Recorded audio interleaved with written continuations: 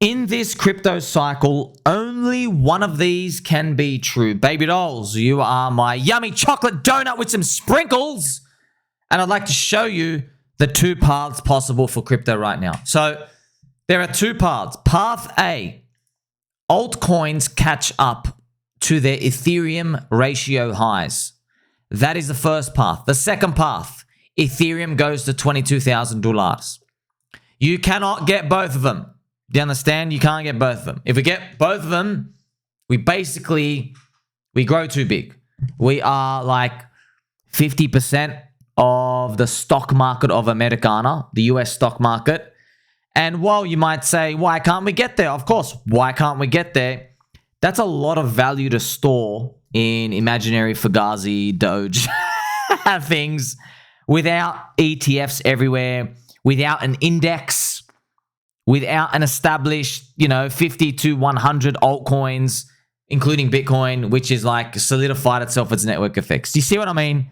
We need more things there. Now, I hope it comes in a very family-friendly way. What I'm going to do now, friends, I'm going to play some Cranky G music.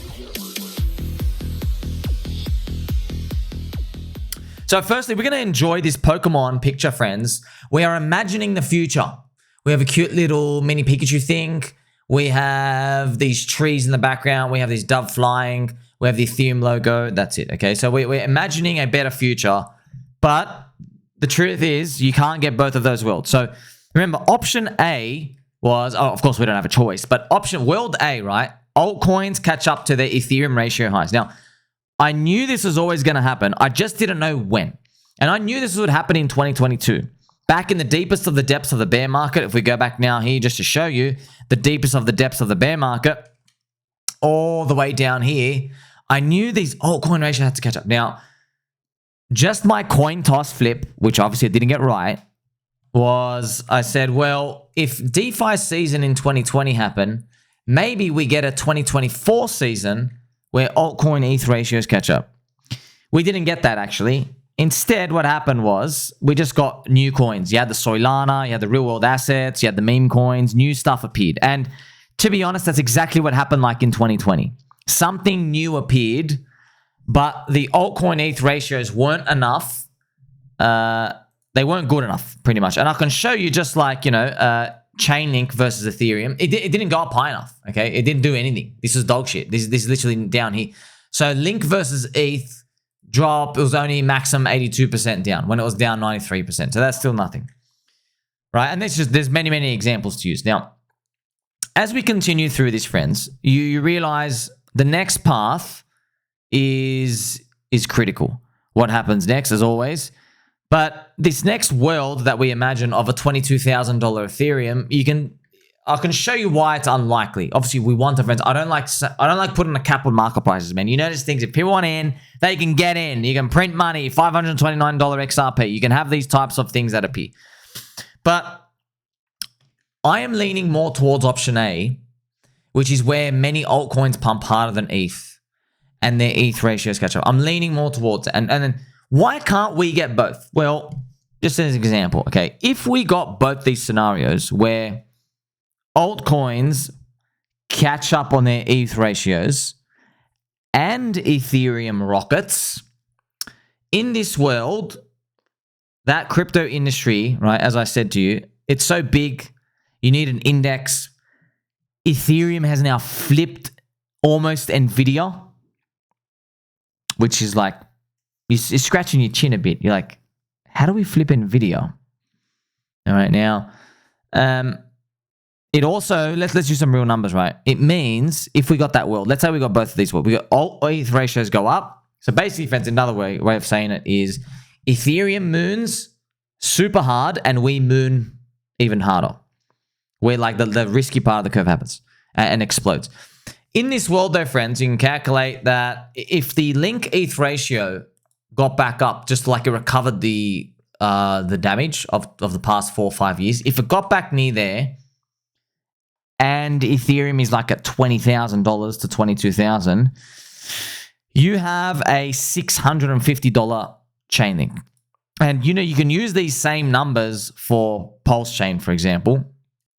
And like what numbers are we looking at? Well, it would be like, say, if Chainlink's going to do a 60x, for Pulse Chain, it would be 200x from here. But, you know, here's the thing, man. One of them can happen, sure. One of them could happen. It's hard for me to imagine Chainlink at 400 billion and Pulse Chain at 400 billion and all these other coins at 100 billion, 50 billion. These sizes are enormous, man. And it's not just that the sizes are big, friends. Of course, they can actually go there, but I'm just telling you that there is inflation with all these coins. You need retail money to come in and soak up that inflation. And you know, with crypto cycles, they're vicious. It just seems unlikely that we just get these. The numbers are enormous, man. Like if you do, friends, 5% inflation on 400 billion, you need $20 billion coming in, man. Bitcoin can barely do it. Ethereum can barely do it, right? What about everything else? I don't think everything else can do it. You see? So as we continue, you can see that there is simply not enough money growth rate for that to happen. And the crypto industry right now, friends, it's growing at about 45% per year. So you remember, for the first 5 years, it grew at 420% per year. Then the next 5 years was 77%. Then the next 5 years was 44%. So I can actually write it down here and just to show you. So you used to have, right, so you used to have, I actually type it here. So it used to be 420%, 420%, then 77%, then 44%, which is like this where we are. See how we're like going down heaps and heaps and heaps and heaps? Well, the truth is, right, if you look at Ethereum going to $20,000, you break that growth rate. You need something that has never happened before. You need something where we've basically just blown everything out of the water. And I can show you the total crypto industry going to around up here, man, is like, if this is the log fib charts, so you just look at the fibs, like going to around 12 trillion, friends, up here, just as a quick summary for you. I mean, the US stock market is up here, bro. It's up here, man. So for us to grow near US stocks, like, man, I do believe we are the way, the future, the light, but you need to convince all the boomers holding stocks to rotate in. Are they going to rotate in? I don't think so. It is possible to cheat the way up there in terms of they could take US treasuries, real estate, they mint their value, put them on chain, but they can't actually trade the chain swap value. So you could go put in literally you can put $1 trillion of US government bonds. You can put them on Ethereum chain, and now the total crypto industry has gone up $1 trillion in value, but you can't swap them for anything. They just swap between themselves. You see, so that is it puts another spanner in the works there. If we go back, baby dolls, to the previous cycle, look what we did in this first cycle. Okay, look at this. So in this first, so this was the 2015. I did a fib level, a fib extension from here down to the bottom. All right, that's where the top was. It was around here. I know you can't see it. You can't see it here, but that's where the top is. It went up to the 2.618 extension. You see that? In our next cycle, the Elon Musk Doge cycle, we didn't hit the 2.618, which would have been 23 trillion. Instead, we only hit here. So what we did was we did the high, we did a fib to the low, and look where it went up to. Went to the 1.618. So as you can see already, we're like, wait a minute. In 2015, we hit the 2.6. In the 2021, we hit the 1.6. We dropped down already. So even if you're optimistic and you believe we hit the 1.6 again, we get around 7 trillion.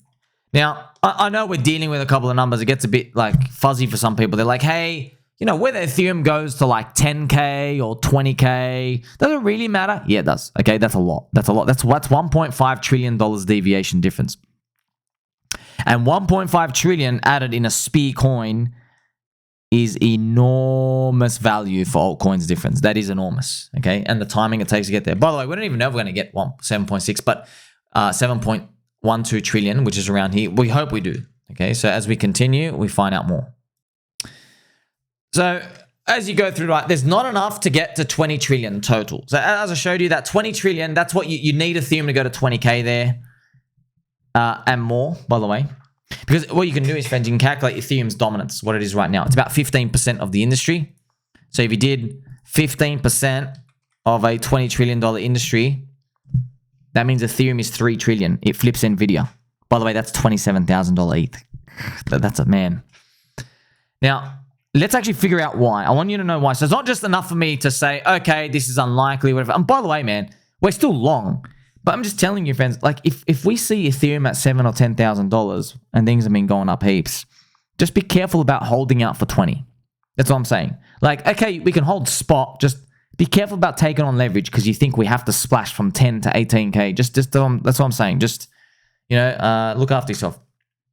This is Jensen, the artificial intelligence creator from Nvidia, right? Nvidia. Now, if Ethereum got to 22K, it flips Nvidia, that 22 to 30K, right? Nvidia, though, has a competitive moat. You can't just copy-paste its GPU chips. That's the harsh reality. The harsh reality is, friends, I know we love crypto, network effects, and everything, but Nvidia, they actually make GPUs that they have an edge. What edge does Ethereum have when they're selling decentralized block space? You might say, oh, they got liquidity there. Think about it. Ethereum, it's just selling decentralized block space, man. So it's very easy for more people to just keep chipping away at its competitive edge over time. It is easy because people are literally taking all the open source stuff. By the way, I want you to think about how much different would the industry look like if we didn't have open source? What if Uniswap, no one could ever see the code and it worked on basically Ethereum and you have to go to Ethereum? You'd be like, whoa. What if Uniswap had a fee switch as well for the Uni token? Ethereum would be amazing. Like imagine nobody figured out the formula and stuff for a long time. Think about that big advantage. But now there's copy pasting everywhere of it, right? But also you got to think about, okay, Bitcoin, everyone copy pasted its philosophy about how the protocol works for scarcity, right? New Zoomer kids do not care about decentralization. And that's why they like Solana, which was shutting down every month. So this is the ETH BTC ratio, friends. As you got to see, you just got the insane cuckery. A is, by the way, A is round trip. Bang, bang, bang. Just complete destruction. And here's Vitalik looking at us. Yeah. A is decentralization. It's just a meme to new people, man. By the way, it's going to come for Bitcoin too. Could be happening right now. Now, remember those options. So you can only get one of them. Altcoins are all garbage and Ethereum rockets to 20, 25K, whatever it is. Or Ethereum poop and ETH ratios catch up. Now, they're ratios. So don't misconstrue this. It doesn't mean they all go up enormous. But it means that the US dollar, it looks like it's poop. But actually, by the end of the bull market, what I'm feeling will happen is they will look really good. Because Ethereum is not as high as everyone wanted it to be. So the ratios they're very, very high. So basically, everything is gaining dominance on Ethereum. ETH's dominance goes down, Bitcoin's dominance goes down, everything else climbs up. Now, I'm obviously leaning towards that third cycle curse belief for Ethereum. I've been calling it since like 2022. It's been happening right before our face.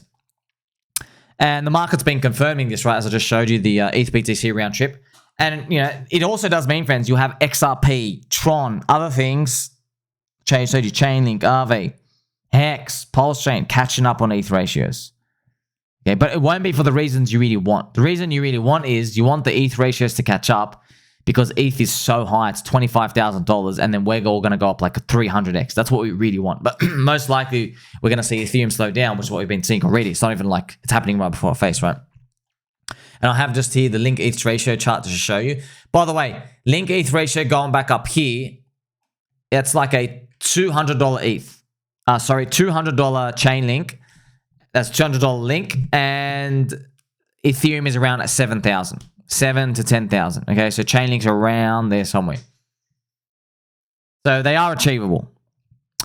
And of course, I summarize it here for you. This is all a fancy way of saying Ethereum won't do as well as many other altcoins in this cycle, unlike ETH's 2016 and 2020 cycle, when it was cycle 1 and cycle 2. But then there might be a twist, friends. Just like how Bitcoin surprised everybody with its strength in its fourth cycle, we'll probably see Ethereum surprise everyone with its strength in the next cycle. But we go back to Bitcoin. Was Bitcoin super strong in our fourth cycle? No. It's just that it disappointed so much in 2021 that it only went to 66K, 69K, 64K, and then it dropped down to 15. If Bitcoin went to 100K like it was destined, then it would be getting an 85% drop and it would destroy everybody again. But it never hit 100. It stopped at that like at 65K. That's what I want you to think about. It's not that they're strong in cycle 4. It's just that the euphoria was not as intense to bring it up so much. So its euphoria was capped, which it saves a lot of people. But I mean, like, it'd be nice if we got more euphoria, right? But unfortunately, it means more people get hurt. That's the truth. You know who knows this, friends? The US Fed. When there's too much euphoria in the stock market, they just hike rates. They hike rates. They try to cap the bubble. They don't want people to get trapped. You see? You might even imagine in the fourth cycle for Ethereum, they're making more groundwork on sharding. So right now, remember, Ethereum's got like 14 transactions per second, something horrendous. They're trying to like change the gas limit or whatever. When they do sharding, it's decentralized. Maybe they do thousands of transactions per second, but it takes years to do this, to get to this point. But they might be making more groundwork later on by that point. By the time we get to 2027, 2028, that's like another 3 years, right? And then it's on the horizon. Okay, so an ETH BTC ratio of, I say, 0.10 looks turbo bullish from here, doesn't it? And even, but by the way, that was super bearish 2022, right? Because in 2022, ETH BTC was at, look at this, it was, friends, it was huge. I mean, look, ETH BTC was at 0.08 after the merge. Look at this, it was going up. We all thought, okay, this thing is going up, like ETH, it's gonna go and flip Bitcoin, and then just went down. Okay, so if we got that ETH BTC flip, maybe not an entire flippening, but somewhere towards 0.10, you might start to imagine that flippening in the future again. You might start to think about, oh, the fourth cycle. I wonder if they do sharding. I wonder if things happen. So right now, friends, we can actually put it down to this. If we got the super mammoth rainbow unicorn world, it's not going to happen, but if we got it, that's like a 20 trillion market cap industry for crypto. We're 2 trillion right now. That's like unheard of for those rates, okay? But we're at 2. Can we get to like 5 to 10? You know, let's just say 7 or 8 in between that log chart, that log level I showed you. Can we get there? Yeah, I think we can get there. I think that's what we're destined for. And around those prices, you're looking at Ethereum, you know, anywhere from $7,000 to $10,000. Now, it's enough to do well. It is enough to do well, but you just have to remember who's going to be doing well. It's people who really, really believe and go mega hard. So it's still good enough for all of us, and altcoins will rocket hard, okay? And as a final note, I just want you to think about what this world means. It means Bitcoin dominance and Ethereum's dominance, they go down because the rest of the industry is catching up on these things, because people have figured out how to put networks around crypto. They don't just have to store in their main network part. Leo Ma, bro, have you had a look at Bitcoin runes, Ordinal, DeFi on Bitcoin? Yes, I think they're okay, but they have some risk because Bitcoin dominance has been growing for 609. So when I posted this at the time, 609 days now, so it's been over 600 days, right? So that Bitcoin dominance is showing you that if Bitcoin's not in the spotlight anymore, are people going to be interested on that coin stuff? You got to see with Solana, when Solana's dominance goes up, people want to focus on the Solana altcoins. Ultimately, friends, if you're just long crypto, you win. But you can investigate further into the types of worlds that might play out into the future. And remember, we can't control these outcomes. We can't. All you can control, though, is your risk. How much do you believe? I think taking advantage of these prices for the past 2 to 3 years will handsomely reward everybody. I don't think it's going to be 2017 levels of parabolic moonshot crossing the chasm, but it's going to be something great. Something that it can help either push you to retirement immediately or help you see a path there. Way better than that rat race over there. Make sure you like, subscribe, belly button, or catch you in the next one.